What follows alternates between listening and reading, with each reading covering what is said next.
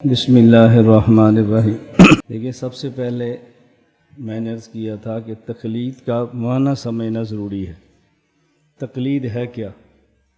جب یہ بات سمجھ آ جائے گی تو پھر دوسرے کو سمجھانا بہت آسان ہے، اور جب بات خود سمجھ نہ آئے تو ہم دوسرے کو کیسے سمجھا سکتے ہیں؟ یعنی اس لیے آپ سے گزارش کی تھی کہ لوگ اپنے آپ کو توحیدی کہلانے پر فخر محسوس کرتے ہیں، اور ہم خود کو تقلیدی کہلانے پر فخر محسوس نہیں کرتے۔ لوگ کہتے ہیں میں توحیدی ہوں، اور ہم خود کو تقلیدی کہنے پر فخر محسوس نہیں کرتے، عار محسوس کرتے ہیں۔ یعنی تقلید کرتے بھی ہیں اور تقلید کرنے کو فخر بھی محسوس نہیں کرتے۔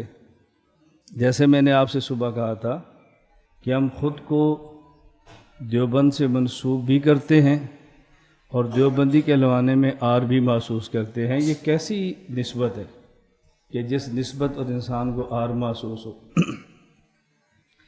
تو تقلید سمجھنے کے بعد اب تقلید کے دلائل سمجھے۔ ایک ہے تقلید مطلق اور ایک ہے تقلید شخصی۔ تقلید مطلق اور تقلید شخصی میں کیا فرق ہے؟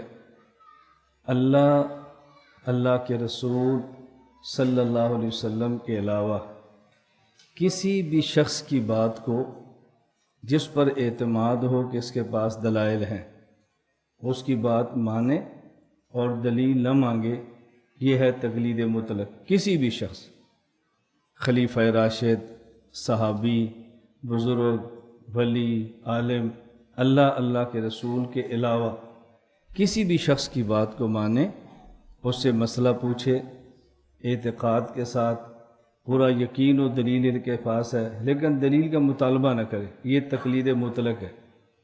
اور تقلید شخصی کا معنی کہ ایک ہی فرد کو متعین کر لے کہ میں اپنے تمام مسائل اسی شخص سے پوچھوں گا، اپنے تمام مسائل اسی کے اصولوں کی روشنی میں لوں گا، یہ ہے تقلید شخصی۔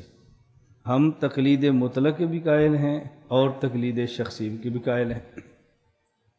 باقی دنیا میں لوگ تقلید مانتے ہیں، تقلید کرتے بھی ہیں، لیکن اپنی زبان سے تقلید کا اظہار نہیں کرتے۔ تقلید کریں گے، تقلید مانیں گے، لیکن اس کا نام تقلید کی بجائے کوئی اور رکھ لیں گے۔ مانیں گے ضرور، ایسا نہیں ہو سکتا کہ نہ مانیں اور نہ کریں۔ اور ہم تقلید مانتے بھی ہیں، تقلید کرتے بھی ہیں، اور اس کا نام بھی تقلید ہی رکھتے ہیں۔ تو بعض لوگ تقلید کے لفظ سے چڑھتے ہیں، باقی کرتے وہ تقلید ضرور ہیں، وہ لفظ برداشت نہیں کرتے۔ تو جو شخص تقلید کے لفظ سے چڑھتا ہو اور تقلید مانتا اور کرتا ضرور ہو، اس کو پھر اسی انداز میں قائل کریں کہ اس کو بعد میں احساس ہو کہ مجھے لفظ سے اختلاف ہے، باقی موقف میرا بھی وہی ہے جو ان کا ہے، کرتا میں بھی وہی ہوں جو یہ کرتے ہیں، احساس دلائیں۔ آہستہ آہستہ ایک وقت آئے گا، اس بات کو تسلیم بھی کر جائیں گے۔ ایسے ہوتا ہے۔ اس پر میرے ذہن میں واقعات بھی آتے ہیں، مثالیں بھی آتی ہیں، لیکن پھر یہ دلائل آ جاتے ہیں، اس لیے میں ان باتوں کو پھر چھوڑ دیتا ہوں۔ صرف ایک واقعہ پیش کرتا ہوں۔ ملتان میں ایک جگہ ہے قادر پور راواں، وہاں میرا جمعہ تھا، اور خانے وال میں ایک جگہ ہے تولمبا، وہاں عیدگاہ مدرسہ ہے جو پہلے رائے بین کی شاخ تھی، اور آج کل وہ رائے بین کی شاخ نہیں ہے، مولانا طارق جمیل صاحب کا ہے مدرسہ الحسنین۔ وہاں کے صدر مدرس ہے مولانا محمد ریاض، میرے بہت اچھے دوست ہیں۔ تو انہوں نے مجھے فرمایا کہ جمعہ پڑھانا ہے قادر پور راواں، تو آپ تھوڑا سا وقت زیادہ لے کر آنا، جمعے سے پہلے ایک بندے سے ملاقات کرنی ہے۔ تو میں جمعے سے پہلے کی بجائے جمعرات کی رات چلا گیا۔ میں نے کہا رات ٹھہریں گے، گپ شپ بھی لگائیں گے، صبح ملاقات بھی کر لیں گے، وقت ہے میرے پاس۔ خیر ہم رات وہاں ٹھہرے، صبح اس بندے کو ملنے کے لیے گئے۔ اب اس بندے کی عمر کافی 60 سال سے زیادہ تھی، ممکن ہے 70 سے بھی زیادہ، عمر کافی تھی جس کو ملنا تھا۔ مولانا ریاض صاحب مجھے فرمانے لگے کہ اس شخص کے پاس ہم مولانا طارق جمیل صاحب کو لائے تھے، یا مولانا خود تشریف لائے تھے اس بندے کو دعوت دینے کے لیے۔ آگے سے اس نے کہا کہ میں اس قبر میں جہاں مردے کو دفن کرتے ہیں قبر کے عذاب کو نہیں مانتا۔ کیوں نہیں مانتا؟ اس لیے کہ عذاب قبر کا ذکر قرآن کریم میں نہیں ہے۔ باقی احادیث وہ جھوٹ کا پلندہ ہے، میرے سامنے کوئی حدیث پیش نہ کرو۔ قرآن کریم ہوگا تو مان لیں گے، قرآن کریم نہیں ہوگا تو میں نہیں مانوں گا۔ اب میرے سمجھ میں آ گیا اب اس بندے کی بیماری کیا ہے۔ مولانا نے اس کو یہ بات سمجھائی کہ دیکھو نماز کا حکم قرآن میں ہے، تفصیلات حدیث میں ہیں، حج کا حکم قرآن میں ہے، تفصیلات حدیث میں ہیں، اور روزے کا حکم قرآن میں ہے، تفصیلات حدیث میں ہیں۔ اسی طرح عذاب اور ثواب کا ذکر قرآن میں ہے اور تفصیلات اس کی حدیث کے اندر ہے۔ اس نے کہا نا حدیث جھوٹ کا پلندہ، حدیث نہ پڑھو۔ اب ہم سمجھتے ہیں کہ سب سے پہلے اس بندے کی بیماری سمجھو، اس بندے کا مرض کیا ہے، اس کے بعد ہی اس کا علاج ہوگا نا۔ فن کا بندہ فن کو بہت اچھی طرح سمجھتا ہے۔ میں اپنے پاس ایک کتاب لے کر گیا جس میں 6 کتابیں اکٹھی لکھی ہیں، بخاری، مسلم، نسائی، ترمذی، ابو داؤد، ابن ماجہ اکٹھی ہیں، وہ ایک جلد میں، اس میں حاشیہ نہیں ہے، کچھ بھی نہیں۔ خیر میں لے کر چلا گیا، وہاں جب بیٹھے تو میں نے کہا جی جو بات آپ فرمانا چاہتے ہیں فرمائیں۔ انہوں نے کہا بس 2 ٹوک بات ہے، قرآن کریم سے آپ ثابت کرو عذاب قبر۔ قرآن میں ہے تو مانوں گا، قرآن میں نہیں ہے تو میں نہیں مانوں گا۔ میں نے کہا قرآن کریم میں ہے یثبت اللہ الذین آمنوا بالقول الثابت فی الحیات الدنیا و فی الآخرہ۔ اللہ تعالیٰ ایمان والوں کو کلمہ طیبہ کی برکت سے ثابت قدم رکھتے ہیں دنیا میں اور قبر میں۔ اس نے کہا جی قرآن کریم میں تو قبر کا لفظ نہیں ہے، قرآن کریم میں فی الدنیا یثبت اللہ الذین آمنوا بالقول الثابت فی الحیات الدنیا و فی الآخرہ۔ یہاں تو آخرت کا لفظ ہے، قبر کا تو نہیں ہے۔ اب میں چاہتا تھا کہ وہ یہ سوال کرے، تو جس لائن پہ میں اس کو چڑھانا چاہ رہا تھا نا اس لائن پہ آ رہا تھا۔ میں نے کہا قرآن کریم میں ہے آخرت میں؟ کہا جی آخرت میں۔ میں نے کہا ایک ہے فی الدنیا، ایک ہے فی الآخرہ۔ دنیا کہاں ختم ہوتی ہے، حشر پر یا موت پر؟ کہا جی موت پر۔ میں نے کہا موت کے بعد پھر کیا ہے؟ موت کے بعد تو آخرت شروع ہو گئی نا۔ موت پر دنیا ختم ہو گئی، آخر شروع ہوگی آخرت۔ اب آخرت کے لیے کئی جگہ ہیں، نمبر 1 موت سے لے کر قیامت تک، نمبر 2 میدان محشر، نمبر 3 پھر پل صراط، نمبر 4 پھر جنت یا جہنم۔ اب یہ جو آخرت کا یہاں لفظ ہے، اس آخرت سے مراد کون سی جگہ ہے؟ اب مجھے کوئی اگر بندہ فون کرے اور فون کر کے پوچھے کہ مولانا صاحب کہاں بیٹھے ہو، میں کہتا ہوں ملتان، وہ پوچھے گا ملتان کون سی جگہ، میں بتاؤں گا قادر پور راواں۔ اب قادر پور راواں تو ملتان میں ہی ہے نا۔ میں نے کہا اسی طرح جو بندہ مجھ سے پوچھ رہا ہے رسول اکرم صلی اللہ علیہ وسلم پر اللہ کا قرآن نازل ہوا ہے، نہ قرآن آپ پر نازل ہوا ہے نہ مجھ پہ نازل ہوا ہے۔ قرآن کریم میں ہے کہ اللہ ثابت قدم رکھتے ہیں کلمے کی وجہ سے آخرت میں۔ اب یہاں آخرت سے مراد کون سی جگہ ہے؟ قبر ہے، حشر ہے، جنت ہے، کون سی جگہ ہے؟ تو یہ نہ میں بتا سکتا ہوں نہ آپ بتا سکتے ہیں۔ اب یہ تو بتائیں گے اللہ کے رسول صلی اللہ علیہ وسلم۔ آپ مجھے کوئی حوالہ دے دیں کہ اللہ کے نبی فرمائیں یہاں آخرت سے مراد ہے حشر، تو میں آپ کی بات مان لیتا ہوں، یا میں حوالہ دے دیتا ہوں کہ یہاں آخرت سے مراد ہے قبر، تو آپ مان لیں، کیونکہ قرآن کریم تو میرے اوپر آپ پر نازل نہیں ہوا نا، رسول اللہ صلی اللہ علیہ وسلم پر نازل ہوا۔ تو دیکھو میں کتاب کھولتا ہوں، میں حدیث کا لفظ نہیں استعمال کر رہا۔ اس کو چڑ یہ سے تھی، میں نے کہا دیکھو میں کتاب کھولتا ہوں، یہ حدیث موجود ہے، اللہ کے نبی فرما رہے ہیں کہ جب ایک شخص کو قبر میں رکھا جاتا ہے فَيُنَادِ مُنَادٍ مِّنَ السَّمَاءِ، پھر فرشتہ اعلان کرتا ہے اَفْرِشُوا لَهُ مِنَ الْجَنَّةِ أَلْبِسُوا لَهُ مِنَ الْجَنَّةِ، فرشتہ اعلان کرتا ہے۔ اور نم کا نومت العروس، آگے اللہ کے نبی فرماتے ہیں ھذا قول اللہ یثبت اللہ الذین آمنوا بالقول الثابت فی الحیات الدنیا وفی الآخرہ۔ تو حضور پاک نے آخرت کا معنی قبر بتایا ہے، ہم تو نہیں بتا رہے۔ اب اس کا اس کے پاس کوئی جواب نہیں تھا۔ ہمارا فن ہے، ہم سمجھتے ہیں کہ اس بندے کو قابو کہاں سے کرنا ہے، اس بندے کی بیماری کون سی ہے، اس بندے پر بات کہاں سے شروع کرنی ہے، کہاں سے ختم کرنی ہے۔ تو میں نے پوری گفتگو میں حدیث کا نام نہیں لیا، لیکن اس کو اس بات پر لے آیا کہ یہ بات حدیث سے ثابت ہے۔ تو میں یہ کہہ رہا تھا کہ تقلید یہ کرتے ہیں، بس تقلید کا نام نہیں لیتے، تو ان کو ثابت کراؤ۔ میں ایک مرتبہ بحرین ایک جگہ پر تھا، تو ایک شخص کے آفس میں تھے اور وہ خود غیر مقلد تھا۔ مجھے وہ کہتا ہے جی آپ کہتے ہیں کہ اللہ تعالیٰ ہر جگہ پر ہیں، آپ کی کیا دلیل ہے؟ میں نے کہا وَلِلَّهِ الْمَشْرِقُ وَالْمَغْرِبُ فَأَيْنَمَا تُوَلُّوا فَثَمَّ وَجْهُ اللَّهِ۔ مشرق اور مغرب اللہ کا ہے، جس طرف تم رخ کرو گے اس طرف اللہ کی ذات ہے۔ مجھے کہتا ہے جی اس سے مراد اللہ کی ذات نہیں ہے، اس سے مراد ہے اللہ کا علم، اللہ کی قدرت۔ میں نے کہا ٹھیک ہے، اب فَثَمَّ وَجْهُ اللَّهِ لکھا ہوا ہے نا، اس سے مراد علم ہے، قدرت ہے، ذات ہے۔ کسی ترجمے سے پتہ چلے گا۔ کوئی تمہارے پاس ترجمہ ہے؟ کہا جی ہے۔ میں نے کہا لاؤ۔ وہ ترجمہ تھا احسن بیان مولانا محمد جوناگڑھی صاحب کا، جو ان کا اپنے۔ میں نے کہا پڑھو ترجمہ۔ اس میں لکھا مشرق بھی اللہ کا، مغرب بھی اللہ کا، جدھر تم منہ کرو ادھر منہ اللہ کا۔ میں نے کہا منہ علم کا ہوتا ہے یا ذات کا ہوتا ہے؟ تو اس کے اپنے عالم تھے۔ مجھے کہتا ہے میں نا ان سے پوچھ کر بتاتا ہوں۔ میں نے کہا ان سے نہ پوچھو، آپ اللہ سے پوچھو۔ یہ اللہ سے کیسے پوچھیں؟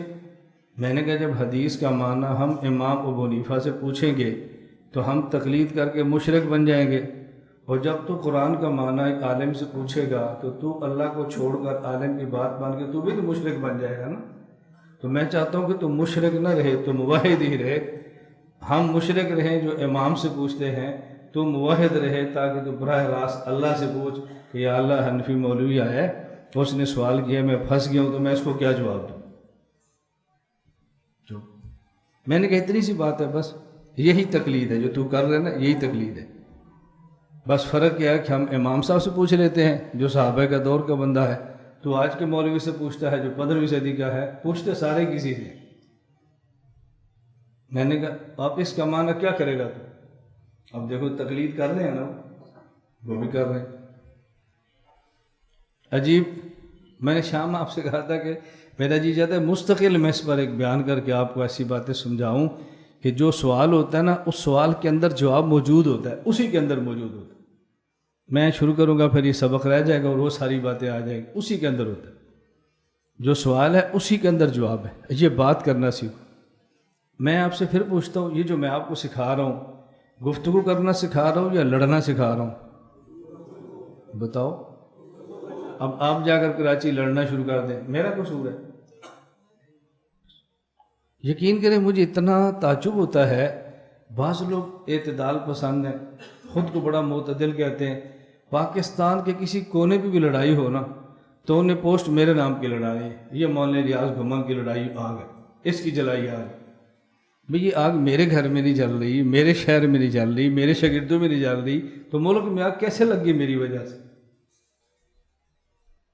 میں اس سے متاثر یا پریشان نہیں ہوتا، تعجب ضرور ہوتا ہے۔ معتدل آپ ہیں، مخالفت بھی آپ کرتے ہیں۔ مسلک دیوبند کا کوئی فرد، کوئی ادارہ، کوئی تحریک بتائیں کہ جن کے خلاف میری طرف سے کوئی پوسٹ آتی ہے، کسی پر میں تنقید کرتا ہوں، کسی کی پالیسی کو برا کہتا ہوں، مجھے شدید اختلاف ہوں گے لیکن میں کسی کی پالیسی پر اعتراض نہیں کرتا۔ میری پالیسی پر اعتراض آپ کرتے ہیں، پوسٹیں آپ بناتے ہیں اور تحریریں آپ لکھتے ہیں، اور پھر آپ سارے معتدل ہیں اور میں اکیلا متشدد ہوں۔ یعنی جو چپ ہے وہ متشدد ہے اور جو لگے ہوئے ہیں وہ معتدل ہے۔ کیسا اعتدال ہے یہ؟ اللہ پاک مجھے سمجھ عطا فرمائے یا پھر مجھے ہی سمجھ عطا فرمائے۔ ہمارے استاد سے فرماتے تھے میں مر جاؤں یا پھر میں ہی مر جاؤں۔ آپ تو پہلے ہی سمجھدار ہیں، آپ کے لیے سمجھ کی کیا دعا کریں؟ دعا تو میں اپنے لیے کروں گا کہ اللہ مجھے سمجھ عطا فرمائے یا پھر مجھے ہی سمجھ عطا فرمائے، بس اللہ اللہ خیر سے اللہ۔ ہمارے ہاں وہ پنجابی زبان میں ایک محاورہ ہے، جنہ دے گھر دانے انہاں دے کملے بھی سیانے، جنہ دے گھر دانے انہاں دے کملے بھی سیانے۔ جن کے پاس پیسہ ہوتا ہے، بلڈنگیں بڑی ہوتی ہیں، ان کے بیوقوف بھی سمجھدار ہوتے ہیں، اور جو جھونپڑی میں رہتے ہیں وہ سمجھدار ہوتا بھی پاگل ہوتے ہیں۔ فرق صرف اتنا ہے، اور کوئی فرق نہیں۔ میں عرض کر رہا تھا، ایک ہے تقلید مطلق اور ایک ہے تقلید شخصی۔ مجھے الحمدللہ میں مسجد میں بیٹھ کے قسم اٹھا کر کہتا ہوں، مجھے اپنے موقف اور اپنے کام کے طرز پر اتنا زیادہ یقین ہے جتنا کم از کم آپ کو چڑھتے ہوئے شاید سورج پر بھی یقین ہو۔ مجھے اتنا یقین ہے کہ میں کام بھی ٹھیک کر رہا ہوں اور میرا طریقہ کار بھی ٹھیک ہے۔ جب تک مجھے اس کا یقین نہیں ہوگا نا، تب تک میں کام نہیں کر سکتا۔ یہ جو ہمیشہ آپ پھسلتے ہیں نا، ادھر سے کسی نے کان میں کہا تو پھسل کے، ادھر سے سنی ادھر سے پھسل کے، ایک میسج آیا تو پھسل کے، نہ۔ میں اکثر ساتھیوں سے کہتا ہوں بھی ہمارے یہاں ہمارے حضرات فرماتے ہیں بھائی ہم اس کان سے سنتے ہیں، اس کان سے نکال دیتے ہیں۔ میں نے کہا ہم اتنی تکلیف نہیں کرتے، ہم سنتے ہی نہیں ہیں۔ پہلے اس کان سے سنو، پھر اس کان سے نکالو، دونوں کانوں کو بھی تکلیف دو، دماغ کو بھی تنگ کرو۔ یہ آنے والے پروپیگنڈے کو ہم سنتے ہی نہیں ہیں، بس حروف بن جاؤ، چھوڑو اس کو، کیا ضرورت ہے تکلیف کرنے کی؟ ہمارے بارے میں کس نے کیا کہا، کس نے کیا کہا، کس نے کیا کہا، چھوڑیں اس بات۔ مجھے آج ایک ساتھی نے بھی زور کے بعد فون کیا پنجاب سے، مولانا صاحب آپ کراچی میں دورہ پڑھا رہے ہیں؟ میں نے کہا جی کراچی میں فلاں جگہ سے آپ کے خلاف فلاں پوسٹ لگی ہے، پڑھی ہے؟ میں نے کہا نہیں۔ کیوں؟ میں نے کہا مجھے ضرورت نہیں ہے، وہ ہمیں سن رہے ہیں، پوسٹیں لگا رہے ہیں۔ اللہ اللہ خیر سے لگائیں، ہماری بھی تشکیل ہے، ان کی بھی تشکیل ہے، اپنی اپنی تشکیل پر لوگ لگے ہیں، بس لگا رہنے دیں۔ ہماری تشکیل ہے کہ سمجھائیں، اپنوں کو غیروں سے بچائیں، ان کی تشکیل ہے کہ اپنوں کو اپنوں سے بچائیں، بس۔ ہماری تشکیل کیا کہ اپنوں کو غیروں سے، اور بازو کی تشکیل کیا ہے؟ اپنوں کو اپنوں سے بچائیں۔ ہم کہتے ہیں بھی اپنوں کو سمجھاؤ، وہ غیر ہے اس سے بچ کے رہو، اور ہم سمجھاتے ہیں نہیں یہ اپنا ہے اس سے بچ کے رہو۔ یہ جی پالیسی ہیں۔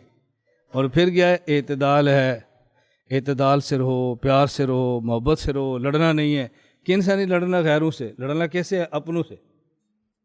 کیا سبق آپ سمجھا رہے ہیں؟ یعنی مخالفت کرنی ہے، یہ نہیں کہ نہیں کرنی، لیکن کرنی کس کی ہے؟ بیٹا مخالفت کرنی ہے، اپنوں کی کرو۔ میں کل پہلا دن تھا، آج دوسرا دن ہے، میں نے کل بھی کہا تھا، میں نے آج بھی کہا تھا، بھائی کوئی سمجھانا چاہتا ہے تو مجھے سمجھائے۔ میں کہہ رہا ہوں نا، مجھے کیوں نہیں سمجھاتے؟ مجھے آپ طلب فرما دیں، میں آ جاتا ہوں، میرے پاس آ جائے، میں سمجھ دوں نا۔ اس سے بات نہیں کرنی، پھر کس سے کر رہی ہے؟ پھر کہتے ہیں امت میں انتشار پھیل رہا ہے۔ انتشار کیوں نہیں پھیلے گا؟ انتشار تو اسی سے پھیلتا ہے۔ میں یاد رکھنا، جس باطل کے خلاف بھی کام کرتا ہوں نا، ایسے نہیں کرتا میں نے ان سے ملاقاتیں کی ہیں، میں نے ان سے گفتگویں کی ہیں، میں ان کے اداروں میں گیا ہوں، میں براہ راست ان سے ملا ہوں۔ میں کسی باطل کے خلاف بھی تبصرہ نہیں کرتا جب تک ان سے مل نہیں لیتا۔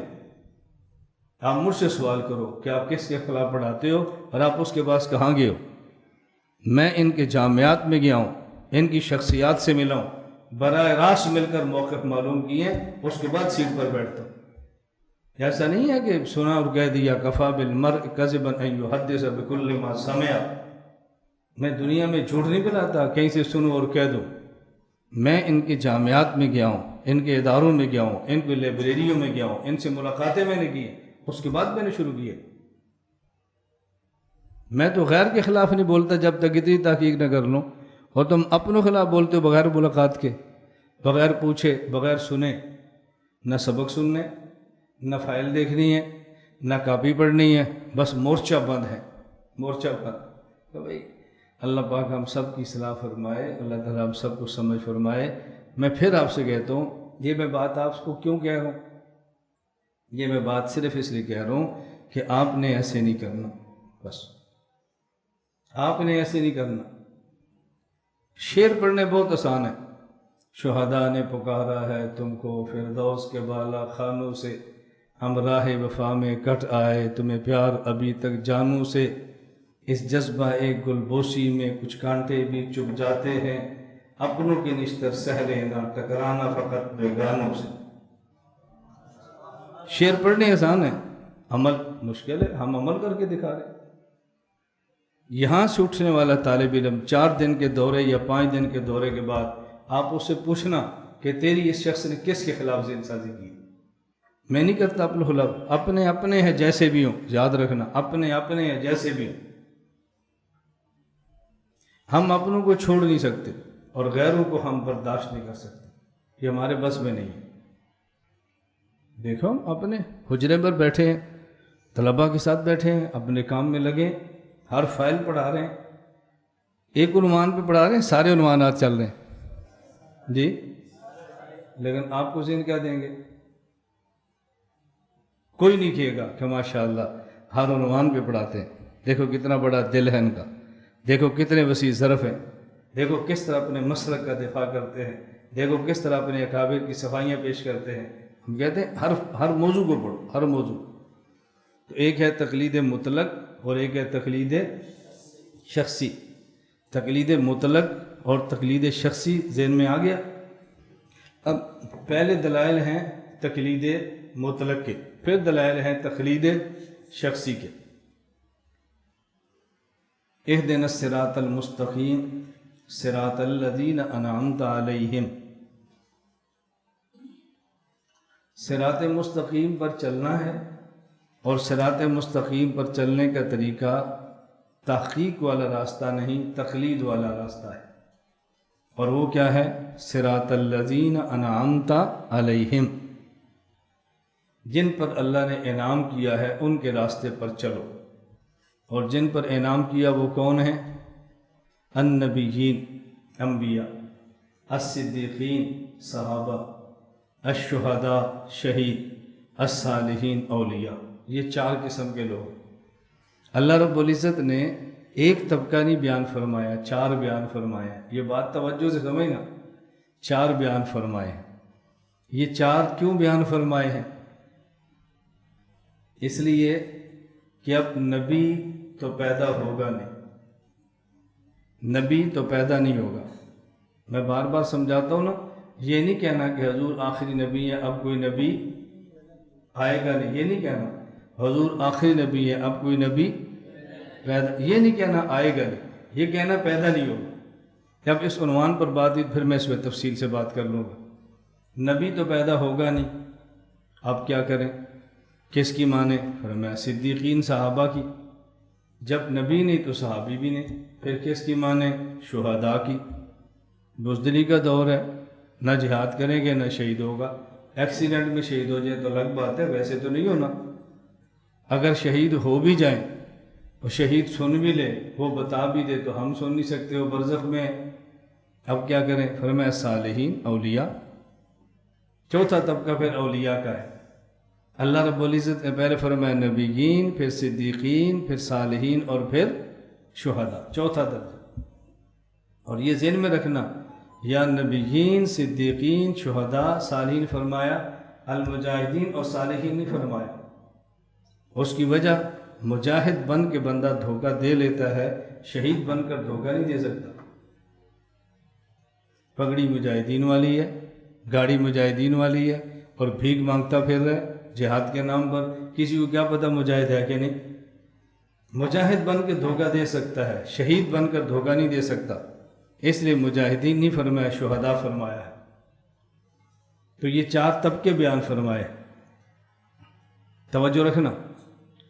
پہلا طبقہ نبیین کا، نبی پیدا ہوگا۔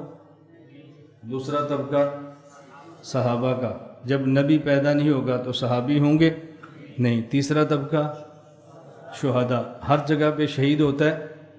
چوتھا طبقہ کون سا ہے؟ صالحین، ہر علاقے میں آپ کو ملیں گے۔ آج جو بندہ خود کو مسلمان کہتا ہے وہ مسلمان ہے یا نہیں؟ خود کو مسلمان کہتا ہے، مسلمان ہے یا نہیں، وہ یہ نہیں کہہ سکتا نبیوں کو چھوڑ دو، صحابہ کو چھوڑ دو، شہیدوں کو چھوڑ دو۔ وہ جب بھی حملہ کرے گا صالحین پہ کرے گا۔ اولیاء کون سی دلیل ہے؟ اکابر کون سی دلیل ہے؟ دلیل تو اللہ یا اللہ کا رسول ہوتا ہے، قرآن یا حدیث ہوتی ہے۔ تو جس نے علماء سے یہ بات توجہ سمجھنا، جس نے دین دشمنی کرنی ہے، جس نے پوری طاقت لگانی ہے کہ دین مٹ جائے، وہ حملہ علماء پہ کرے گا، اولیاء پہ کرے گا، اکابرین پہ کرے گا۔ اس دور میں دین کو محفوظ رکھنے کی سب سے مضبوط، سب سے اہم اور سب سے آسان صورت اولیاء اور علماء کے ساتھ جڑ کے رہنا ہے، اور پوری محنت کی جا رہی ہے کہ علماء سے کاٹو۔ ہم پورا زور لگا رہے ہیں کہ علماء سے جڑو۔ جس کو ہماری ترتیب سمجھ نہیں آتی اس کا ایک ہی اعتراض ہے، اصل عنوان تو ختم نبوت ہے، اصل عنوان تو صحابہ ہے، یہ کیا فقہ اولیاء محدثین پہ لگے ہیں؟ میں کہتا ہوں بات توجہ سے سمجھو۔ آپ چلو الصالحین، پھر شہداء، پھر صدیقین، پھر نبیین۔ تو جس نے حملہ کرنا ہے پہلے صالحین پر، پھر شہداء پر، پھر صدیقین پر، پھر نبیین پر، یہ آخری درجہ ہے۔ مجھ جیسا بندہ جو صالحین پر حملے کو برداشت نہیں کرتا، وہ شہداء پر حملہ برداشت کیسے کرے گا؟ جو شہداء پر حملہ برداشت نہیں کرتا، وہ صحابہ پر تبرہ برداشت کیسے کرے گا؟ جو صحابہ پر نہیں کر سکتا، وہ ختم نبوت پہ حملہ برداشت کیسے کر سکتا؟ ہمارے بارے میں کہتے ہیں اصل تو وہ ہے، یہ کس میں لگے ہوئے؟ اور بھائی اصل نہیں، جس شخص نے یہاں پہلی صف پر آپ پر حملہ کرنا ہے وہ دروازے سے گزرے گا، تو گارڈ یہاں ہونا چاہیے، دروازے پر ہونا چاہیے؟ جی گارڈ سے کو کیا دروازے پر کھڑا ہوا ہے، جوتیوں کے پہرے دے رہا ہے؟ گولی والے نے اندر مانا تو دروازے پر کھڑا ہوا ہے، چل اندر جا کر کھڑا ہو، صدقے جاؤں تمہاری عقل پہ۔ اور جو وہاں سے اندر آ گیا اس کے لیے حملہ کرنا کیا مشکل ہے؟ گارڈ دروازے پر کھڑے ہوتے ہیں، مسجدوں کے اندر کھڑے نہیں ہوتے۔ اگر کھڑے ہوں گے بھی پہلے گیٹ پر ہوگا، پھر محراب پر ہوگا، پھر کوئی اندر ممبر پر کھڑا ہوگا۔ یہ نہیں ہے ممبر والا ٹھیک ہے محراب والا ہٹا دو، محراب والا ٹھیک ہے گیٹ والا ہٹا دو، پہلے گیٹ سے شروع ہوتے ہیں۔ میں اس لیے عرض کرتا ہوں بات اچھی طرح سمجھو۔ اگر آج کے دور میں مثال سمجھو نا تو یوں سمجھو نبی مصلی پر ہے، صحابی یہ محراب ہے، اس کے بعد شہید یہ محراب کا دروازہ ہے، اس کے بعد علماء اور صحابہ یہ ہماری مسجد کا گیٹ ہے۔ پہلے گیٹ پر پہرا دو، اندر نہ آئے، پھر محراب کے دروازے پر پہرا دو، ممبر پر نہ پہنچے، پھر ممبر پہ بندہ کھڑا کرو تاکہ مصلی پر نہ پہنچے۔ ہم گیٹ پر کھڑے ہیں کہ اندر داخل ہی کوئی نہ ہو۔ ان کو طریقہ نہیں آتا، ان کو پتہ ہی نہیں کیسے ہوتا ہے، عجیب بات ہے۔ میں علماء کا دفاع کروں، علماء کا۔ جو شخص عالم کی توہین برداشت نہیں کرتا وہ صحابی کی توہین کیسے برداشت کرے؟ میں اس لیے کہہ رہا ہوں آج سے 5-6 سال گزر گئے ہیں، میں الزامات کو جودیوں کی نوک پہ بھی نہیں لکھتا، لیکن ایک بہت بڑا الزام میرے خلاف یہ تھا، اس نے کہا جی اگر تم نے مماتی ساتھ ملائے نا تو میں پھر شیعہ بلا لوں گا۔ میں نے کہا میں مماتی برداشت نہیں کرتا، شیعہ برداشت کر لوں گا۔ کچھ عقل سے کام لو، الزام لگاؤ لیکن ایسا لگاؤ جو بنتا تو ہونا یار، نہیں سمجھے؟ کوئی بنتا لگاؤ نا۔ میں چھوٹے سے چھوٹا باطل برداشت نہیں کرتا، میں اتنا بڑا ساتھ برداشت کر لوں گا۔ اس نے کہا ہے، میں نے کہا کہاں ہے؟ کوئی ویڈیو نہیں جی، کوئی آڈیو نہیں، کوئی نجی مجلس نہیں، کہاں ہے؟ یہ تو آپ کے مخالف کا کام ہے، روایت ہے، راوی کہتا ہے آواز آئی ہے، یہی کام تم نے شروع کر دیا۔ تو میں نہیں سمجھ آ رہی میری بات۔ بھئی آپ کا مخالف کہتا ہے نا آواز آئی ہے، یہ آپ بھی کہتے ہیں آواز آئی ہے، کوئی حوالہ، کوئی ثبوت، کوئی پروف؟ ہمارے جتنے اسباق ہو رہے ہیں ویڈیو ریکارڈ ہو رہے ہیں کہ نہیں؟ اب کوئی بندہ یہ کہے کہ یہ سبق فلاں استاد نے پڑھایا ہے، استاد نے سبق میں فلاں بات کہی ہے، ثبوت؟ اس کے سبق تو ویڈیو میں ہو رہے ہیں، کہاں اس نے پڑھا دیا ہے؟ کوئی جگہ تو بتاؤ، کہاں بتا دیے؟ میں اس لیے بتا رہا ہوں صراط الذین انعمت علیہم، منعم علیہم طبقات کتنے ہیں؟ 4. نیچے سے اوپر جاؤ. نمبر 1 صالحین، پھر شہداء، پھر پہلے دفاع کس کا کرو گے؟ نبی سے صحابی ہے، صحابی سے ولی ہے. ولی کا دفاع کرو، صحابیت کا دفاع ہو، صحابیت کا دفاع کرو، نبوت کا دفاع ہو، نبوت کا دفاع کرو، پھر ختم نبوت کا دفاع ہو. ہم کیسے برداشت کر سکتے ہیں ان چیزوں؟ یہ میں اس لیے کہتا ہوں کہ بس یہ ذہن سازی ہے. اصل تو ختم نبوت ہے، اصل تو فلاں ہے. میں کہتا ہوں الحمد سے والناس تک پورا قرآن اصل ہے، حضور پاک کی روایات تمام اصل ہیں، آدم سے لے کے رسول صلی اللہ علیہ وسلم سارے انبیاء اصل ہیں، سارے صحابہ اصل ہیں. بس جو جس کام میں لگا ہے اس کے لیے دعائیں کرو. یہ بھی دین ہے، یہ بھی دین ہے، یہ بھی دین. ہر جگہ کی کوئی ضرورتیں ہوتی ہیں، اس میں حرج کی بات کیا ہے؟ اب یہ عنوان لمبا ہو جائے گا، ورنہ میں اس پہ گھنٹہ آپ کو سمجھاتا. اللہ کے نبی سے صحابی پوچھتا ہے ای الاعمال افضل، کون سا عمل سب سے افضل ہے؟ حضور پاک نے کیا فرمایا؟ بتاؤ. ایک جواب دیا، کبھی فرمایا الجہاد، کبھی فرمایا الصلاۃ لوقتہا، کبھی فرمایا بر الوالدین. تو سارے کام افضل کیسے ہو گئے؟ ایک ہی افضل ہوگا. افضل اس میں تفصیل ہے، ایک ہی ہوگا نا سب سے افضل. سب سے افضل سارے کام کیسے ہوں گے؟ اللہ کے نبی صلی اللہ علیہ وسلم فرما رہے ہیں کسی کے لیے یہ افضل ہے، کسی کے لیے یہ افضل ہے، کبھی یہ افضل ہے، کبھی یہ افضل. یہ ضرورتیں ہوتی ہیں. ایک موقع ایسا ہوتا ہے کہ وہاں ختم نبوت ہی اصل ہوتا ہے، پوری امت کو اس پہ کٹ جانا چاہیے اور دفاع ہونا چاہیے. ضرورت آ گئی نا. آج کل خاکوں کا مسئلہ چل رہا ہے، پوری امت میدان میں نکلے. ہم کہہ رہے ہیں پیچھے رٹے، ہم تو نہیں کہہ رہے کہ بیٹھ جائے، پوری امت نکلے. ایک وقت آتا ہے کہ صحابی کی ناموس کا مسئلہ آ جائے، پھر سب سے اہم کیا ہے؟ وہی مسئلہ ہے. اور اگر آپ کے ہاں کسی مسجد کا مسئلہ آ جائے، اس وقت سب سے اہم مسئلہ کیا ہوگا؟ وہی مسجد کا مسئلہ ہوگا. یہ سب دین کے تقاضے ہیں، سب دین کی ضرورتیں ہیں. اللہ میں یہ باتیں سمجھنے کی توفیق عطا فرمائے. اور میں ایک دلیل کو تھوڑا سا جی چاہتے ہیں اس کو کھولوں، اس کو اور کھولوں، اس کو اور کو کھولوں. مجھے یہ مسئلہ ہے کہ آپ بڑے آدمی ہیں اور آپ کا وقت بہت تھوڑا ہے. بس یہ ہماری ٹینشن ہے. ہر بندے کی ٹینشن ہوتی ہے. ہماری ٹینشن ہمارے استاد نہیں ہے، ہماری ٹینشن ہمارے شاگرد ہے. کراچی کے طلباء ہیں، بڑے لوگ ہیں، بڑے لوگ بس وقت بہت کم ہوتا ہے، تو پھر ہم کیسے دلیل کو کھول سکتے ہیں؟ چھوٹے لوگوں کے پاس وقت بہت ہوتا ہے. ہم چھوٹے لوگ ہیں، ہمارے پاس وقت بہت ہے. آپ بڑے لوگوں کے پاس وقت بہت تھوڑا ہے، پھر ہمیں دلیل کو سمیٹنا پڑ جاتا ہے. نمبر 2، اس پر میں بڑی تفصیل سے بات کیا کرتا ہوں. صراط الذین انعمت علیہم، میرے صرف صراط الذین علیہم، صراط مستقیم کے لفظ پر 3 گھنٹے کے بیان ہیں، 3 سال کے بیان ہیں. ایک سال میں ایک عنوان، دوسرے سال اسی جگہ دوسرا عنوان، تیسرے سال اسی جگہ تیسرا عنوان. 3 کانفرنسیں کرتا ہوں تو پھر صراط مستقیم کے لفظ پہ تقریب وہ قریب ہونے کے قریب ہوتی ہے. بس چلو جی کچھ لوگوں کو سمجھ آ گیا. نمبر 1 صراط مستقیم کا معنی، نمبر 2 صراط مستقیم کی علامات، نمبر 3 صراط مستقیم پر چلے تو انعامات. کتنی تقریری ہو گئی؟ 3. پہلے یہ ہے کہ صراط، اب یہ میں طرز بتا رہا ہوں جو آپ نے صراط مستقیم عوام کو سمجھانا ہے. ہم سمجھاتے ہیں بھئی یہ مسئلہ عوام کو کیسے سمجھانا ہے، یہ عوام کو کیسے سمجھانا ہے، دیہاتوں میں بھی آپ کیسے کریں.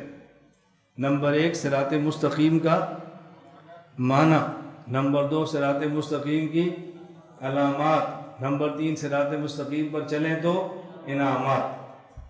صراط مستقیم کا معنی کیا ہے؟ توجہ رکھنا ذرا، معنی سنو. صراط مستقیم کا معنی ایک ہے حد سے گزر جانا، نمبر 2 حد سے اتر جانا، نمبر 3 حد پہ رہنا. عربی میں کہتے ہیں حد سے گزر جائے افراط، حد سے اتر جائے تفریط، حد پر رہے اعتدال. شریعت میں کہتے ہیں حد سے گزر جائے الحاد، حد سے اتر جائے بدعات، حد پہ رہے صراط مستقیم مسلک اہل سنت والجماعت. معنی سمجھ آیا؟ میں نے آپ سے کہا سبحان اللہ کو نہیں بتاؤ، میں نے کہا، لیکن آپ نے کہا نا یہ ہوتا ہے سبحان اللہ. یہ نہیں ہے کہ شروع میں تمہید باندھو، بات سمجھ آئے تو کیا کہنا ہے. یہ کیا ہو؟ یہ کوئی تقریر ہے؟ یہ کوئی نعت ہے؟ آپ نے سبحان اللہ کہنا، تو میں مذاق نہیں کرتا، میں ابھی صراط مستقیم پر ابھی بولنا شروع کروں گا، آپ دیکھنا اٹھتے کیسے، آپ اپنی اٹھان دیکھنا، آپ کو سمجھ آئے خطابت کیسے کیسے، آپ اٹھان دیکھنا اور آپ سبحان اللہ کے نعرے دیکھنا، ایک ایک لفظ پہ، ایک ایک عقیدے پر آپ دیکھیں گے آپ کیسے اٹھتے ہیں۔ خطابت اسے کہتے ہیں، سوتے کو اٹھا دو، اٹھے کو سلا دو، 1 منٹ کا گھنٹہ گھنٹے میں پھیلا دو، گھنٹے کا بیان منٹ میں سمیٹ دو، اسی کا نام خطابت ہے۔ 1 منٹ کا بیان ہے، اس کو گھنٹے میں پھیلاؤ، گھنٹے کے بیان کو 1 منٹ میں سمیٹ دو، یہ ہے خطابت۔ الحمدللہ خطابت تو ہمارے گھر کی لونڈی ہے،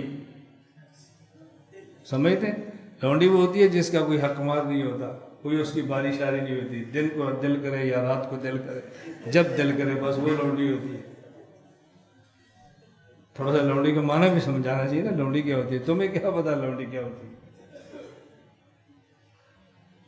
چلو ایک ہے صراط مستقیم کا معنی، ایک ہے علامات، اور ایک ہے صراط مستقیم پہ چلے تو انعامات کیا ہے۔ یہ 3 عنوان سمجھانے والے ہیں۔ آگے دیکھیں دلیل نمبر 2، یا ایھا الذین آمنوا اطیعوا اللہ و اطیعوا الرسول و اولی الامر منکم، اے ایمان والو خدا کی بات مانو، مصطفیٰ کی بات مانو، فقہا کی بات مانو۔ ترجمہ سمجھ آ رہا ہے؟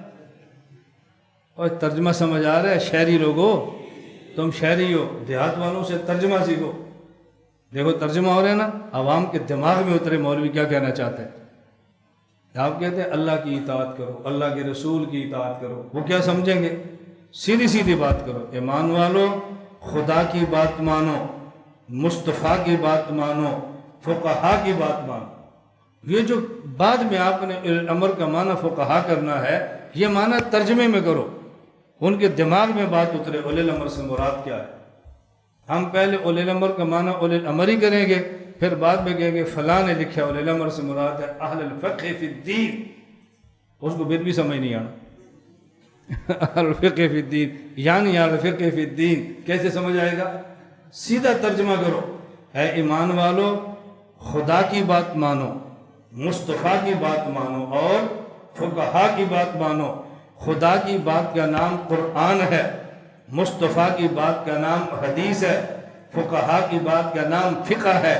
ایک ہی آیت میں اللہ نے خدا کی بات ماننے کا حکم بھی دیا، مصطفیٰ کی بات ماننے کا حکم بھی دیا، فقہا کی بات ماننے کا حکم بھی دیا۔ ایک ہی آیت میں فرمایا قرآن بھی برحق ہے، حدیث بھی برحق ہے، فقہ بھی برحق ہے۔ سبحان اللہ نکلا کہ نہیں آپ کا؟ یہ تو میں خطابت کی جھلکیاں چھیڑ رہا ہوں، ایسے عوام اٹھتی ہے، یقین فرمائیں ایسے پتہ بھی نہیں چلتا گھنٹہ گزر جاتا، پتہ بھی نہیں چلتا گھنٹہ ہو گیا، بس ایسے عوام کہتی گھنٹہ بھی نہیں چلا۔ لوگ کہتے نہیں سنتے نہیں۔ اس میں کون سی فرقہ واریت ہے؟ مجھے بتاؤ کون سی فرقہ واریت؟ جو بات ہم مانتے ہیں وہی عوام کو سمجھاتے ہیں، اس میں فرقہ واریت کون سی؟ بات سمجھ آ رہی ہے؟ دیکھو یہ فائل میں چیزیں لکھی پڑی ہیں، میں جو آپ کی خدمت میں آیا ہوں نا صرف بتانے کے لیے کہ اس دلیل کو آپ نے بیان کیسے کرنا ہے۔ خدا کی بات مانو، مصطفیٰ کی بات مانو اور فقہا کی بات مانو۔ خدا کی بات کا نام قرآن ہے، مصطفیٰ کی بات کا نام حدیث ہے، فقہا کی بات کا نام فقہ ہے۔ کہتے ہیں فقہ کہاں لکھا ہے؟ وہ قرآن میں لکھا ہے۔ فقہا کی بات کہاں پر ہے؟ قرآن میں ہے۔ قرآن کہتا ہے فقہا کی بات مانو، میں ایسے تھوڑے فقہا کی بات مانتے ہیں۔ قرآن کہتا ہے فقہ مانو، ایسے ہم تھوڑی فقہ مانتے ہیں۔ اللہ کے قرآن کا حکم ہے، اللہ کے قرآن کا۔ پھر میں سمجھانے کے لیے کہتے ہو، لوگ کہتے ہیں جی وہ نہیں مانتے، میں نے کہا نہ مانے، حکم ہے آمنو کو، نہیں سمجھے؟ حکم کسے ہے؟ وہ نہ مانے، پھر کیا ہوا؟ مطلق فقہ کے انکار سے بندہ آمنو سے نکل جاتا ہے، فقہ شخصی کے انکار سے آمنو میں رہتا ہے۔ کہ میں غلط نہیں کہہ رہا، آپ اپنے دارالفتوں سے پوچھو۔ ایک بندہ کہ میں فقہ ہی نہیں مانتا، کیسے نہیں مانتا؟ کیسا مسلمان ہے فقہ ہی نہیں مانتا؟ ہاں یہ کہ فقہ ابی حنیفہ نہیں مانتا، ٹھیک ہے، فقہ مالکی مان لو۔ فقہ مالکی نہیں مانتا، فقہ شافعی مانتا ہوں، فقہ شافعی نہیں فقہ حنبلی مانتا ہوں، چاروں فقہ نے کوئی اور فقہ مانتا ہوں، میں فقہ مانتا ہی نہیں ہوں۔ یہ کیسے ہو سکتا ہے؟ یہ کیسے ہو سکتا ہے؟ یہ ممکن نہیں ہے۔ خیر قرآن کریم سے یہ بات ثابت ہے۔ اس لیے اولی الامر اللہ نے فرمایا کہ فقہا کی بات مانو، اور یہ دلیل سمجھانا سیکھو۔ پہلے فرمایا کس کی بات مانو؟ بولو کس کی؟ میں اللہ نہیں کہہ رہا، میں خدا کہہ رہا ہوں۔ میں اس لیے کہہ رہا ہوں کہ فتنے کی سرکوبی ہو۔ آج کے دور میں لوگ اللہ کو اللہ کہنے کے قائل ہوں گے، اللہ کو خدا کہنے کے قائل نہیں ہوں گے، اور یہ فتنی پنجاب کی نہیں ہے، یہ فتنی کراچی سے چلی ہے اور پنجاب پہنچ گئی۔ یہ جماعت المسلمین کا فتنہ ہے، انہوں نے بات شروع کی ہے، اللہ کو خدا نہیں کہنا، اللہ کو خدا نہیں کہنا۔ کس نے شروع کی ہے؟ جماعت المسلمین نے۔ کبھی آپ نے غور کیا یہ کیوں شروع کیا؟ اصل بات یہ تھی، اکابر علماء دیوبند سے کاٹنا تھا، علماء حق سے دور کرنا تھا۔ باطل کے تھنک ٹینک بیٹھتے ہیں، ان کو کیسے دور کرنا ہے، ان کو کیسے کاٹیں؟ کیا بنیاد کیا بنائیں؟ بنیاد کیا بنائی؟ ایک سبق ان کو بڑھا دو کہ اللہ کو خدا نہیں کہنا، اللہ کو خدا نہیں کہنا۔ کیوں؟ خدا کی جمع خدایان آتی ہے، اور اللہ ایک ہے، اللہ کئی نہیں ہو سکتے۔ ایسا لفظ اللہ کے لیے بولنا جس کا جمع آتی ہو، اس میں شرک کی بو ہے۔ خدا نہ کہو، اس سے شرک کی بو آتی ہے، بندہ شرک کی طرف چلا جاتا ہے۔ یہ سبق آپ کو یاد ہو گیا۔ اگلا سبق اٹھاؤ فضائل اعمال، مولانا زکریا اللہ کو خدا لکھتے ہیں۔ اگلا سبق اٹھاؤ بہشتی زیور، مولانا اشرف علی تھانوی اللہ کو خدا لکھتے ہیں۔ اٹھاؤ تفسیر عثمانی، شیخ الہند اور مولانا عثمانی اللہ کو خدا لکھتے ہیں۔ پہلا سبق اللہ کو خدا بولو نہیں کہنا، کیوں؟ شرک کی بو آتی ہے۔ دوسرا سبق فلاں فلاں نے خدا لکھا ہے، اب چھوڑ دے گا۔ تفسیر عثمانی چھوڑو، اس میں خدا لکھا ہے۔ بہشتی زیور چھوڑو، اللہ کو خدا لکھا ہے۔ فضائل اعمال چھوڑو، اس میں اللہ کو خدا لکھا ہے۔ علماء دیوبند کو چھوڑو، یہ اللہ کو خدا کہتے ہیں۔ شرک کی بو آتی ہے۔ اب میں آپ سے پوچھتا ہوں، میری رعایت مت کرو، میں آپ سے پوچھتا ہوں، اگر آپ نے اپنی عوام کو اس بات پہ قائل کر لیا اللہ کو خدا کہنا ٹھیک ہے، بالکل ٹھیک لکھا ہے، مجھے آپ بتاؤ آپ کی عوام بہشتی زیور چھوڑے گی؟ فضائل اعمال چھوڑے گی؟ تفسیر عثمانی چھوڑ دے گی؟ اکابر علماء دیوبند کو چھوڑ دے گی؟ اور جب آگ نے یہ سبق رٹا دیا اللہ کو خدا نہیں کہنا، تو آپ نے دروازہ کھول دیا نا چھوڑنے کا۔ میں پیرا دے رہا ہوں، میں عوام کو کھڑا کر رہا ہوں، فضائل اعمال پہ پیرے دے رہا ہوں، بہشتی زیور سے جوڑ رہا ہوں، اکابر علماء دیوبند کے ساتھ جوڑ رہا ہوں، کٹنے نہیں دے رہا، اور مجھے تم کہتی ہو یہ توڑ رہا ہے۔ میں توڑ نہیں رہا، میں امت کو ٹوٹنے سے بچا رہا ہوں۔ کہو ان کو خدا کہنا جائز ہے تاکہ بہشتی زیور سے جڑے رہے۔ آپ اٹھاؤ آسن البیان، یہ جو محمد جوناگڑھی کا ترجمہ ہے، اس کے اوپر آپ حاشیہ دیکھو، پھر اس کا مقدمہ دیکھو۔ اس کے حاشیہ لکھنے والے نے مقدمے میں لکھا ہے، کہا جی تفسیر آسن البیان پوری میں جہاں جہاں خدا لکھا تھا ہم نے کاٹ کے وہاں وہاں اللہ لکھ دیا ہے۔ کیوں؟ اس لیے کہ اس میں شرک کی بو آ رہی ہے۔ میں نے پوری آسن البیان پر 1 گھنٹے کی ویڈیو بیان ریکارڈ کرا ہے، پوری تفسیر پر، پورا تحقیقی جائزہ میں نے اس پر بھی ریکارڈ کرا ہے۔ میں نے کہا پوری تفسیر آسن البیان میں جہاں جہاں خدا لکھا تھا، چونکہ وہ شرک تھا، آپ نے اللہ اللہ لکھ دیا۔ تفسیر آسن البیان تو شرکیہ تھی، توحیدی بن گئی۔ وہ جو مصنف شرک پہ مرا ہے اس کی مغفرت کا کیا کرو گے؟ نہیں، اس کو کیسے بخشواؤ گے بتاؤ؟ کسی مشرک مصنف کی توحیدی تفسیر امت کو دینا جائز ہے؟ کیا جواب دو گے اس کا؟ میری گزارش سمجھ آ رہی؟ اب مجھے بتاؤ اللہ کہنا چاہیے کہ خدا کہنا جائز ہے؟ بولتے نہیں آپ۔ جاؤ گھر تفسیر معرف القرآن اٹھاؤ، مولانا ادریس قادری کی کل شیء ہالک الا وجہہ، اس آیت کے تحت حضرت اللہ کو خدا کہنے کی وجہ بتا رہے ہیں کہ خدا کو خدا کیوں کہتے ہیں، اس پہ دلیل پیش کر رہے ہیں۔ ہمارے اکابر اللہ کو خدا بھی لکھ رہے ہیں اور خدا لکھنے پہ دلائل بھی دے رہے ہیں، اور میں اسی اکابر والی بات کو امت میں پھیلا رہا ہوں کہ خدا کہنا جائز ہے۔ مجھے آپ کہتے ہیں امت کو توڑ رہے۔ اب مجھے بتاؤ میں توڑ رہا ہوں یا جوڑ رہا ہوں؟ ٹوٹے گی کب؟ مولانا قادری کہہ رہے ہیں خدا کہنا ہے، میں کہ تو نہیں کہنا، عمر ٹوٹ جائے گی یا نہیں؟ بولو بھائی، جو میرے معتقد ہیں مولانا قادری کو مانے گے یا مجھے مانے گے؟ میں کہتا ہوں بھی خدا نہیں کہنا، جو میرا معتقد ہے وہ مجھے مانے گا یا مولانا تھانوی کو مانے گا؟ پریشان ہو جائے گا، کیا کرے؟ میں نے کہا حضرت تھانوی نے ٹھیک لکھا ہے، حضرت مدنی نے ٹھیک لکھا ہے، حضرت قادری نے ٹھیک لکھا ہے، حضرت شیخ زکریا نے ٹھیک لکھا ہے، میں اس پہ قائم اور اس پر دلائل دے رہا ہوں تاکہ میرے اکابر سے لوگ کٹے نہ۔ انہوں نے محنت فرمائی ہے، قربانیاں دی ہیں، ان کی وجہ سے مجھے دین ملا ہے، میرے اوپر فرض ہے میں اپنے اصاغر کو اپنے اکابر سے جوڑوں، ان کو ٹوٹنے مت دوں۔ اگر یہ ٹوٹ گئے تو لعن آخر هذه الامت اولها، یہ بعد والے ان پر لعنتیں بھیجیں گے کہ جب اللہ کو خدا کہنا ٹھیک نہیں تھا، یہ ہمارے بزرگ کیوں لکھتے رہے؟ کیوں لکھا ہمارے بزرگوں نے؟ دو سبق، اب تیسرا سبق پتہ ہے پھر کیا چلتا ہے؟ یہ کون سے نبی ہیں؟ کون سا مولانا زکریا سے غلطی نہیں ہو سکتی؟ کون سا مولانا مدنی سے غلطی نہیں ہو سکتی؟ کون سی مولانا محمد دیوبندی سے غلطی نہیں ہو سکتی؟ میں کہتا ہوں ہاں ان سب سے ہو سکتی ہے، بس ہم سے نہیں ہو سکتی۔ تو کچھ سمجھ آئی تمہیں؟ یہ سب تو معصوم نہیں تھے نا، ان سے ہو سکتی ہے، میں معصوم ہوں، مجھ سے نہیں ہو سکتی۔ جو میں کہہ رہا ہوں وہ ٹھیک ہے، جو یہ بیچارے لکھ گیا وہ غلط ہے، یہ تو انسان تھے نا، ان سے تو غلطی ہو سکتی ہے۔ میں اس لیے عرض کیا کرتا ہوں، جس شخص نے اکابر علماء دیوبند کو نہیں پڑھا یا اکابر علماء دیوبند کو پڑھا ہے اور نہیں سمجھا، وہ کہتا ہے آخر یہ بھی انسان تھے، کیا ان سے غلطی نہیں ہو سکتی؟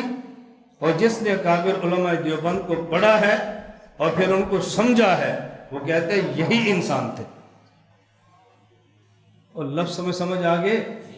جس نے اکابر علماء دیوبند کو نہیں پڑھا یا پڑھا ہے اور نہیں سمجھا، وہ کہتے ہیں یہ بھی انسان تھے، اور جس نے پڑھا ہے اور سمجھا ہے وہ کہتے ہیں یہی انسان تھے۔ میں کہتا ہوں انسان مولانا اشرف علی تھانوی ہے، یہ مجھ جیسا نالائق انسانیت کے نام پر بدنما داغ ہے۔ انسان مولانا مدنی ہے، میں انسانیت کے ماتھے پر بدنما داغ ہوں۔ انسان شیخ زکریا ہے، میں انسانیت کے ماتھے پر بدنما داغ ہوں۔ میری انسانیت یہی ہے، میں ان کے ساتھ جڑ جاؤں، یہی انسانیت۔ اور میں اللہ سے دعا کرتا ہوں کہ یا اللہ قیامت کے دن جو حشر ہمارے اکابر علماء دیوبند کا ہو، ہمارا بھی ان کے ساتھ ہی حشر۔ اللہ ہمیں ان کے ساتھ ہی کھڑا کرنا، ہم زندہ بھی ان کے ساتھ ہیں، ہم مرنا بھی ان کے ساتھ چاہتے ہیں، اور قیامت کے دن اٹھنا بھی ان کے ساتھ ہی چاہتے ہیں۔ اس میں کوئی آپ کی رائے نہ، میں آپ کو تو نہیں کہہ رہا، میں تو اپنے بارے میں کہہ رہا ہوں، آپ نہ پریشان ہوں یہ ہمارے لیے کون سی دعائیں دے رہا ہے، دیوبند کے ساتھ اٹھنا ہے، کیسی دعائیں میں تمہیں نہیں دے رہا، میں اپنے لیے اللہ سے مانگ رہا ہوں، اپنے لیے۔ آپ نہ پریشان ہوں، آپ کے جو قبلِ کعبے ہیں آپ ان کے ساتھ کھڑے ہوں، ہم اپنے اکابر علماء دیوبند کے ساتھ ہیں۔ اللہ زندہ بھی ان کے ساتھ رکھے، اللہ موت بھی ان کے ساتھ رکھے، اللہ تعالیٰ قیامت کی طرح ہمارا حشر بھی ان کے ساتھ فرمائے۔ اطیعوا اللہ و اطیعوا الرسول و اولی الامر منکم۔ ایک بات یاد رکھنا، ہم کہتے ہیں اولی الامر کا معنی ہے فقہا، بعض لوگ کہتے ہیں نہیں، اولی الامر کا معنی ہے حاکم۔ ہم کہتے ہیں فقہا، بعض کہتے ہیں فقہا نہیں، اولی الامر کا معنی ہے حاکم۔ اور جب مسئلہ آتا ہے 3 طلاق کا، ہم کہتے ہیں 3 طلاق 3 ہے۔ دیکھو عمر بن خطاب کا فتویٰ ہے، وہ کہتے ہیں نہیں، حضرت عمر رضی اللہ تعالیٰ عنہ حاکم تھے اور یہ ان کا سیاسی فیصلہ تھا۔ ہم نے کہا ٹھیک ہے، آپ کہتے ہو اولی الامر سے مراد ہے حاکم، اور 3 طلاق کو 3 حضرت عمر کا سیاسی فتویٰ تھا تمہارے کہنے کے مطابق، تو جب اولی الامر کا معنی حاکم لیتے ہو تو پھر حضرت عمر کا فتویٰ ماننا چاہیے، چونکہ وہ حاکم تھے، مانو۔ ہم کہتے ہیں وہ خلیفہ راشد تھے، بات ماننی چاہیے۔ آپ کہتے ہیں نہیں حاکم تھے، فتویٰ سیاسی تھا، تو ٹھیک ہے، یہ اولی الامر کی جو اطاعت کا حکم ہے یہ آپ کے ہاں اس کے لیے جو حاکم وقت ہو۔ حضرت عمر کا فیصلہ مانو خلیفہ تھے، حضرت عمر کا فیصلہ مانو فقیہ تھے، حضرت عمر کا فیصلہ مانو حاکم وقت تھے، ماننا پھر بھی آپ نے ہے۔ اولی الامر کا معنی فقیہ مانو تب بھی 3 ہے، اولی الامر کا معنی حاکم مانو تب بھی 3 ہی۔ ادھر کہتے ہیں جی وہ حاکم تھے، کیوں بات مانے؟ ادھر کہتے ہیں اولی الامر کا معنی حاکم ہے، حاکم کی بات ماننی ہے، کسی ایک بات پر پکے رہو یار، تم پھسل کیوں جاتے ہو؟ اور آپ کو سمجھ آ رہی ہے میری بات؟ میں وہ عرض کی پھر دلیل کو کھولنا چاہتا ہوں، بس پھر بات درمیان میں رہ جاتی۔ خدا کی بات مانو، مصطفیٰ کی بات مانو، اور بولو بڑے بڑے فقہا کتنے ہیں؟ 4۔ پہلے امام ابو حنیفہ، ہم تقلید کرتے ہیں امام ابو حنیفہ کی، اس کی وجہ خدا کی بات مانو۔ خدا کی بات ماننے کے لیے ضروری ہے خدا کی ذات کو دیکھیں یا خدا کی بات کو سنیں۔ جب اللہ کی ذات کو دیکھیں بھی گی، سنیں گے بھی نہیں، تو بات کیسے مانیں گے؟ اور نہ ہم خدا کی ذات کو دیکھ سکتے ہیں، نہ خدا کی بات کو سن سکتے ہیں، تو بات کیسے مانیں؟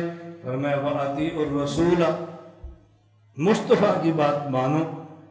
ہمارا عقیدہ ہے کہ مصطفیٰ نے خدا کی ذات کو دیکھا ہے اور خدا کی بات کو سنا ہے۔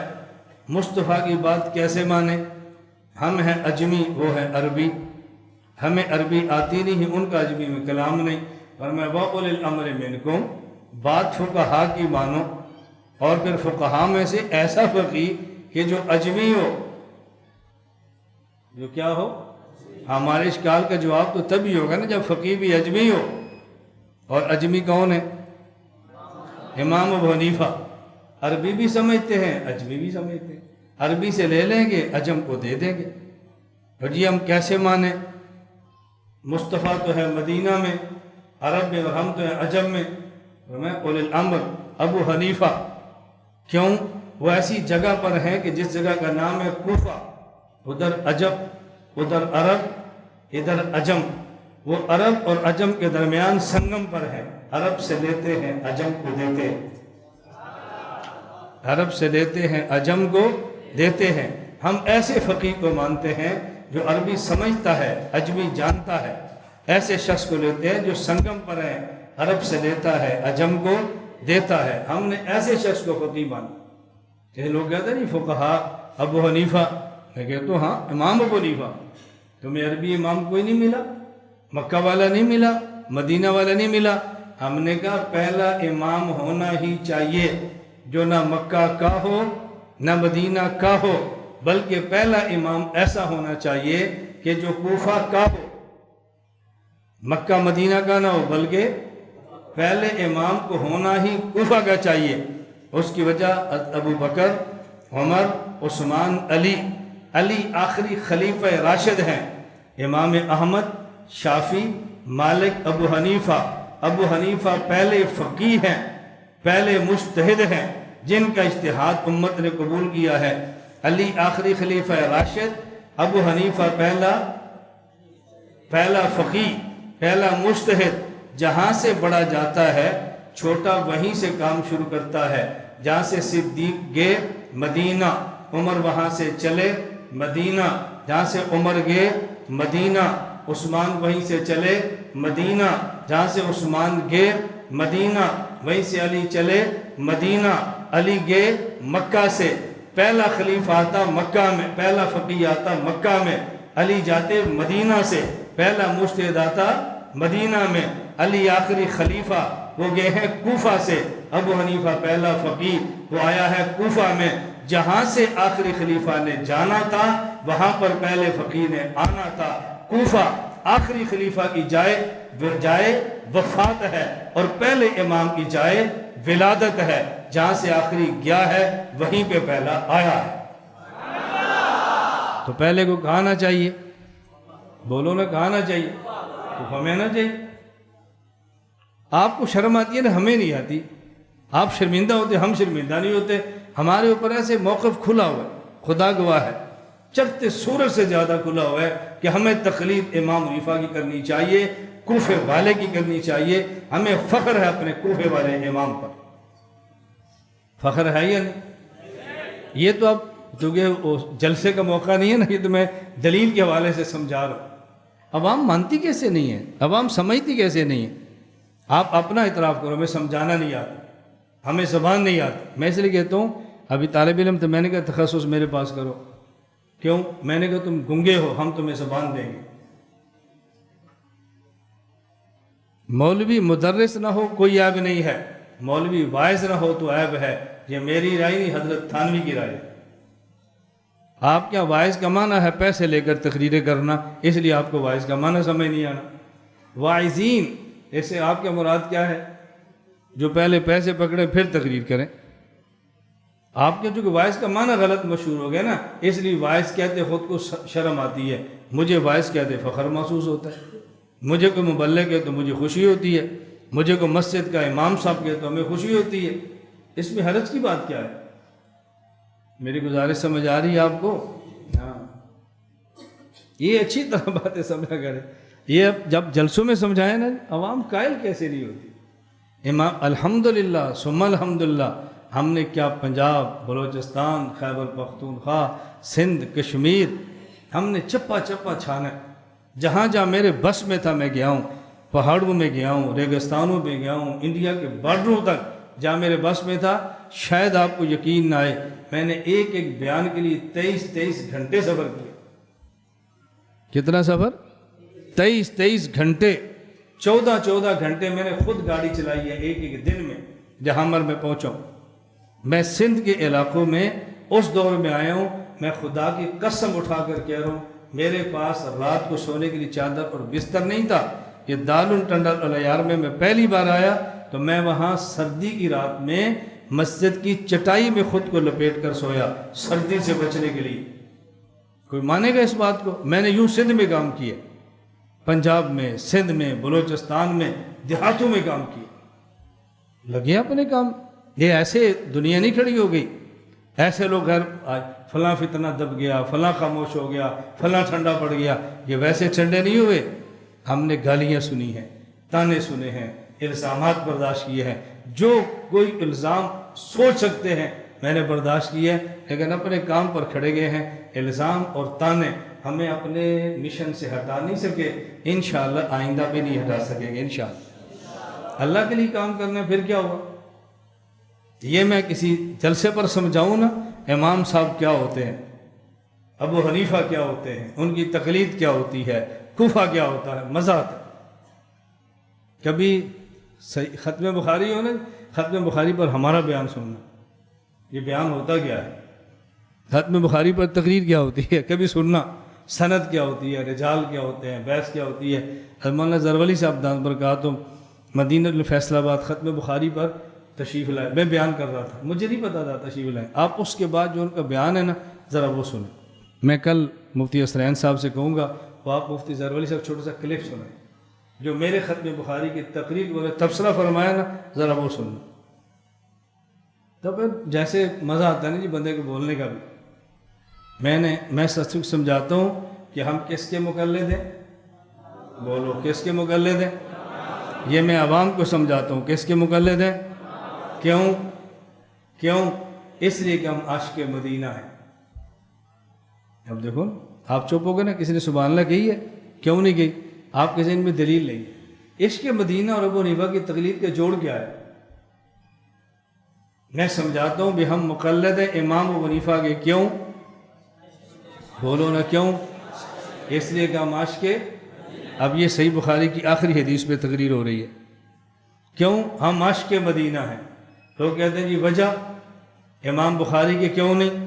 میں کہتا ہوں بھی ایک ایئرپورٹ ہے یہاں کراچی سے، ایک جہاز ہے کراچی ایئرپورٹ سے اڑتا ہے مدینہ جانتا ہے اور 5 گھنٹے، ایک جہاز اڑتا ہے کراچی سے مدینہ 1 گھنٹہ، آپ کس جہاز پہ جانا پسند کرو گے؟ کیوں؟ عاشق مدینہ ہے، جلدی لے چلو۔ امام بخاری کو ہم نے کہا مدینہ جاتا ہے، امام بخاری کا جہاز چلتا ہے۔ فبی قال حدثنا احمد بن اشکاب قال حدثنا محمد بن فضیل عن عمارة بن الکاکا عن ابی زرع عن ابی ہریرہ قال قال رسول اللہ۔ لو مدینہ آ گیا۔ ہم نے امام صاحب سے کہا مدینہ جانا ہے، اب امام صاحب کا جہاز چلا ہے۔ عن انس بن مالک قال قال رسول اللہ عن ابی حنیفہ عن عبداللہ بن انیس قال قال رسول اللہ عن ابی حنیفہ عن ابی حنیفہ۔ اب امام حنیفہ چلے، پھر 5 سندے 6 سندے ہم سناتے ہیں۔ میں کہتا ہوں امام بخاری مدینہ جاتے ہیں 5 سٹاپ ہیں. ابو حنیفہ چلتے ہیں نان سٹاپ ہے. ہم عاشق مدینہ ہے, ہم نے مدینہ جلدی جانا ہے. ایسا پائلٹ لاؤ جو ابو حنیفہ سے تیز چلاتا ہو. لاؤ ایسا کوئی دنیا میں آدمی.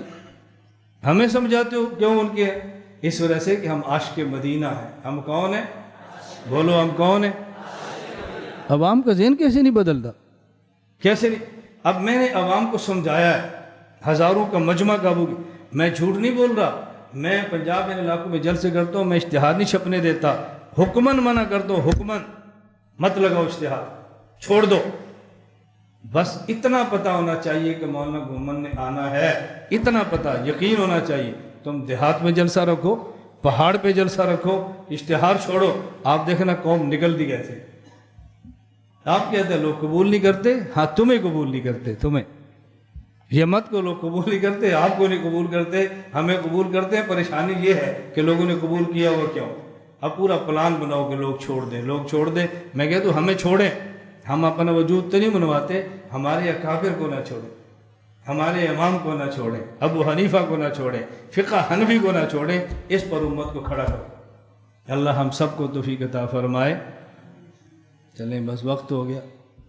ہم کس کی تقلید کرتے ہیں؟ بولو. امام صاحب کہاں پیدا ہوئے تھے؟ کوفہ. تو پہلا امام کون ہونا چاہیے؟ جو مکہ میں رہتا ہو, مدینہ میں, یا کوفہ میں؟ ہم شرمندہ ہوتے ہیں. یہ شرمندہ ہونے والی کون سی بات ہے؟ فخر والی بات ہے, فخر والی بات. میں ختم بخاری کی آخری تقریر سنا رہا ہوں. آخری تقریر, یہ ختم بخاری ہو رہی ہے. سندوں پر, سند پر بات چلے. سند پر کبھی ایسی بحثیں بھی آپ نے سنی؟ یہ آپ کی انوکھی چیزیں. میں نے کہا ہم وایا کوفہ مدینہ جاتے ہیں. توجہ رکھنا, یہ ہم ڈائریکٹ مدینہ جاتے ہیں, یہ وایا کوفہ جاتے ہیں.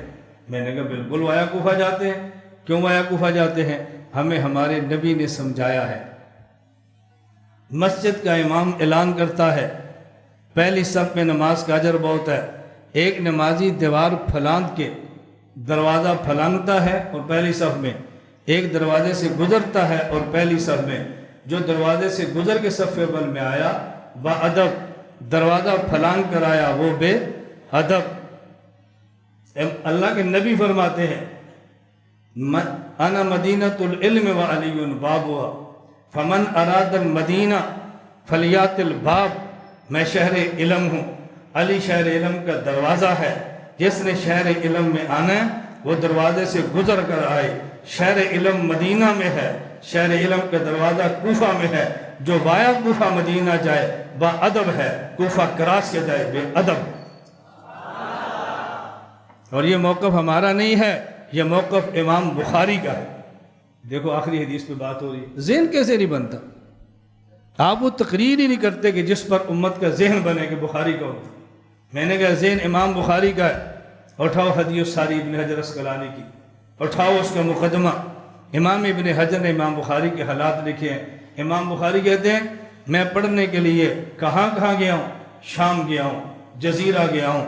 اور جب حجاز اور کوفہ کی باری آئی تو امام بخاری کیا فرماتے ہیں؟ ایک طالب علم اس مدرسے میں پڑھتا ہے. بیٹا کتنے سال یہاں پڑھا ہے؟ کہا جی 3 سال. یہ مدرسے کے دروازے سے کتنی بار گزرا ہے؟ کہا جی مجھے یاد نہیں ہے. آدمی کو منزل پہ رہنا یاد ہوتا ہے, دروازے سے گزرنا یاد نہیں ہوتا. امام بخاری کہتے ہیں قمت بالحجاز 6 اعوام.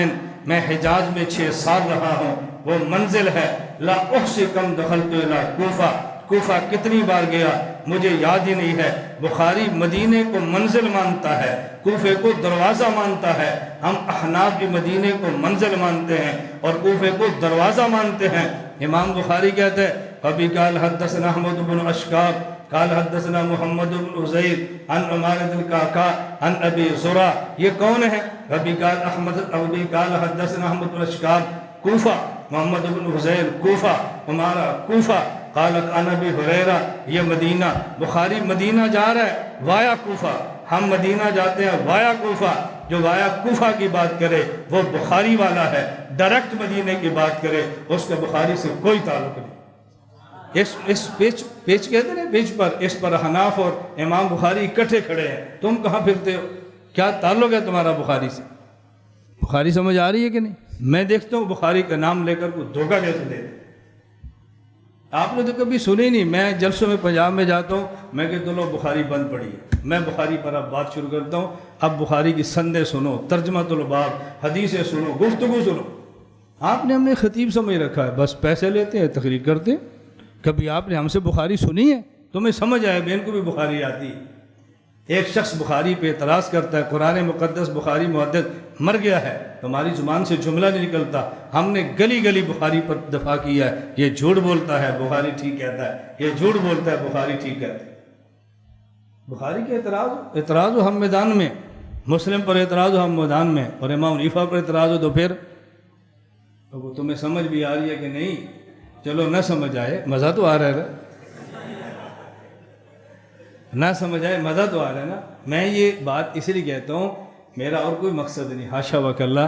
میرا مقصد صرف یہ کہ آپ میں سے ہر بندہ یوں بنے, ہر بندہ زبان ہو, بولنا سیکھو, بولنا سیکھو, بولنا سیکھو, اپنے موقف کو سمجھانا سیکھو. اب دیکھو نا, جتنی میں آپ کو تقریر سمجھا رہا ہوں, سبق ہو رہا ہے یا بیان ہو رہا ہے, میں کوئی کسی کے خلاف تقریر کر رہا ہوں, اپنا مسئلہ سمجھا رہا ہوں. یا تو امام صاحب کی تقلید چھوڑ دیں, جب کرنی ہے تو پھر دلائل سمجھائیں, یا تو کوفہ کو چھوڑ دیں, جب کوفہ سے رہنا ہے تو پھر سمجھائیں, یا تو دارالعلوم دیوبند سے اعلان بغاوت کر دیں, اور جب دیوبند سے رہنا ہے تو دیوبندیت سمجھائیں. ایک کام کرو, ہمارا انشاءاللہ عزیز یہ 100% فیصلہ ہے, ہم نے حنفی رہنا ہے, حنفیت پہ دلائل دینے ہیں انشاءاللہ. دیوبند سے وابستہ رہنا ہے, دیوبند پہ دلائل دینے ہیں انشاءاللہ العزیز, اس میں کوئی دوسری رائے نہیں ہے. اللہ تعالی ہم سب کو بات سمجھنے کی توفیق دے. لا الہ الا اللہ, لا الہ الا اللہ, لا الہ الا اللہ, ما لنا رب سوا. لا الہ الا اللہ, لا الہ